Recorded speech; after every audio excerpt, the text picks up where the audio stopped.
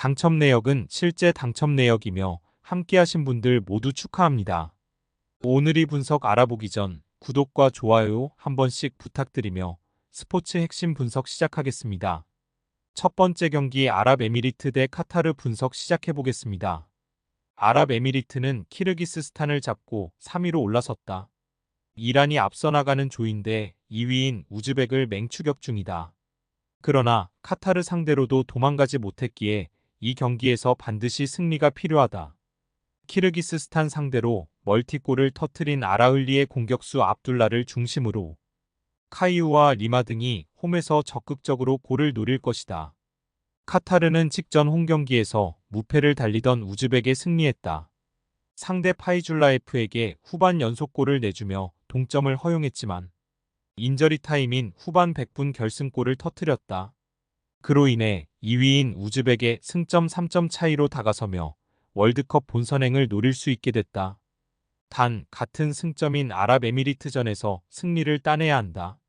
원정이기에 무리한 운영보다는 아라상과 파테이 등 중앙 미드필더들이 수비적으로 나설 것이다.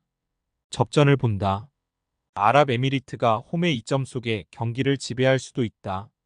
그러나 카타르는 멘데스와 살만 등 바샴 키퍼 앞에서 상대의 공세를 저지할 수비진이 있다. 중앙 미드필더인 파테이의 적극적인 수비 가담도 있을 카타르가 승점 1점을 따낼 것이다. 두 번째 경기 오만 대 이라크 분석 시작해보겠습니다.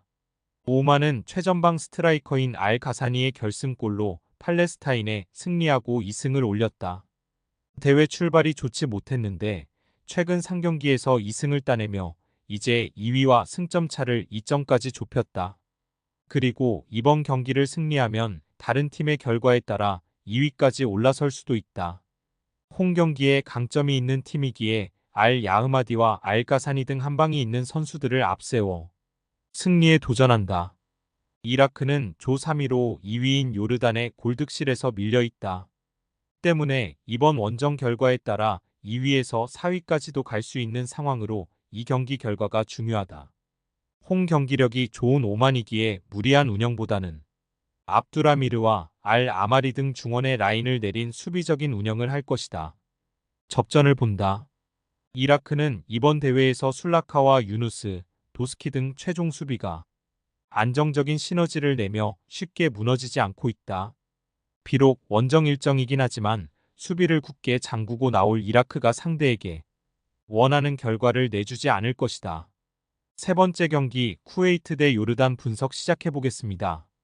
쿠웨이트는 팔레스타인에 앞서 있긴 하지만 월드컵 행이 어려워졌다. 지난 경기에서 한국 상대로 다음에 추격골이 나왔지만 쐐기골을 허용한 게 결정적이었다. 그래도 아직은 2위권 추격이 산술적으로 가능하기에 홈에서 전력을 다해 경기에 임할 것이다. 다음을 비롯해 알 아와디와 알 라세디 등 골을 넣을 수 있는 선수들이 홈에서 적극적으로 나설 것이다. 요르단은 이라크의 골득실에서 앞선 조 2위를 달리고 있다. 한국에 패하긴 했지만 나머지 일정에서는 무패를 기록 중이다. 가장 고비였던 이라크 원정에서 승점을 따낸 게 결정적이었는데 알아락과 나십 등 최종 수비가 경기 내내 상대의 침투를 잘 저지했다. 그러나 이라크와 요르단 등 추격자들이 있기에 이 경기에서 승점 3점이 필요하다. 요르단의 승리를 본다. 쿠웨이트는 다음이 한국전에서 골을 넣긴 했지만 다른 선수들의 공격 가담이 원활하지 않다. 서아시아 최고의 공격진인 알라이마트와 오르안, 알타마리가 3톱으로 나서 상대 골문을 공략할 요르단이 승리할 것이다. 네 번째 경기 바레인 대 호주 분석 시작해보겠습니다. 바레인은 첫 경기에서 호주를 잡으며 출발이 좋았다. 그러나 그 이후 승점 획득에 실패하며 최하위권으로 추락했다. 중국 상대로는 홈에서 경기를 잘 풀어나갔는데 인저리 타임에 선제골을 허용했고 그 이후 아라얌의 퇴장까지 나왔다. 알 자바르와 알 아스와드 등 최전방에서 해결할 선수가 없기에 수비 위주로 나서야 하는 팀인데 아라얌 없이 이번 경기에 나서야 한다. 호주는 승점 6점 팀이 3팀인 상황에서 골득실에서 앞선 2위다.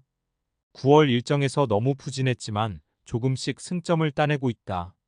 지난 사우디전에서는 경기 내내 상대를 압도했음에도 무승부에 그쳤지만 경기력은 확실히 살아난 모습이었다. 후르스티치가 다시 대표팀에 돌아와 어빈의 부담을 덜어줬고 듀크의 문전 침투도 위력적이었다.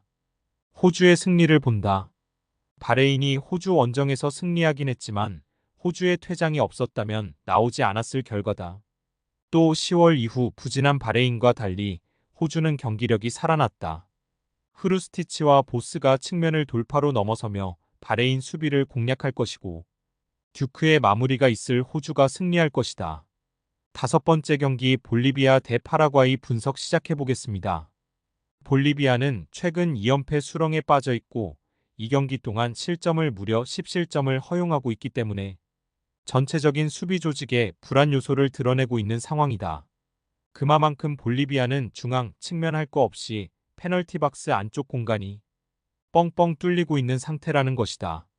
이렇게 불안한 볼리비아의 수비 조직을 상대로 파라과이의 공격수 사나브리아가 절묘하게 하프 스페이스 지역으로 침투해 들어가며 다양한 득점 찬스를 만들어 나갈 것으로 예상된다. 특히 파라과이는 직전 경기에서 월드컵 챔피언 아르헨티나는 격침시켰기 때문에 전체적인 팀 분위기가 좋게 형성되어 있는 상황이기도 하다. 여섯 번째 경기 콜롬비아 대 에콰도르 분석 시작해보겠습니다. 원정팀 에콰도르의 수비 조직을 자세히 분석해본 결과 페널티 박스 안쪽 공간을 지키고 있는 센터백 선수들의 순간 스피드가 콜롬비아 선수들하고 비교적 빠르지 못하다는 것을 확인할 수 있었다. 즉 상대의 발 빠른 공격수들에게 순간적으로 돌파를 허용하게 될 가능성이 높은 타입의 수비수들이라 판단된다. 마침 콜롬비아에는 발 빠른 공격수 듀란하고 디아즈가 포진하고 있기 때문에 전체적으로 발이 느린 편에 속하는 에콰도르의 중앙 수비진들을 상대로 수차례 위협적인 뒷공간 침투 플레이를 선보이면서 다양한 득점 찬스를 생산해 나갈 가능성이 높은 매치업이다. 교체 자원 역시도 후반전에 교체 투입될 때마다 좋은 활약을 보여주고 있는 고메즈하고 하메스를 벤치 자원으로 보유 중인 콜롬비아의 교체 전력이 더 우월하게 형성되어 있는 상황. 스포츠 당첨에 제일 중요한 건 조합입니다. 각 팀 분석을 잘한다고 하여도 조합을 못할 경우 큰 배당을 가져가지 못하는 거 다들 아실 겁니다. 그리고 유튜브에 조합을 올려드릴 수 있지만 좀 더 자세한 정보들과 배당 흐름 및 각종 이슈 등 경기 전까지 어떻게 될지 모르니 조합을 빠르게 유튜브에 올려드릴 수 없는 점 양해 부탁드립니다. 조합 신청은 아래 고정 댓글 링크로 조합 신청 말 걸어주세요. 금전 요구 및 멤버십 가입 조건 일체 없습니다. 좋은 건 서로 나눠 갑시다.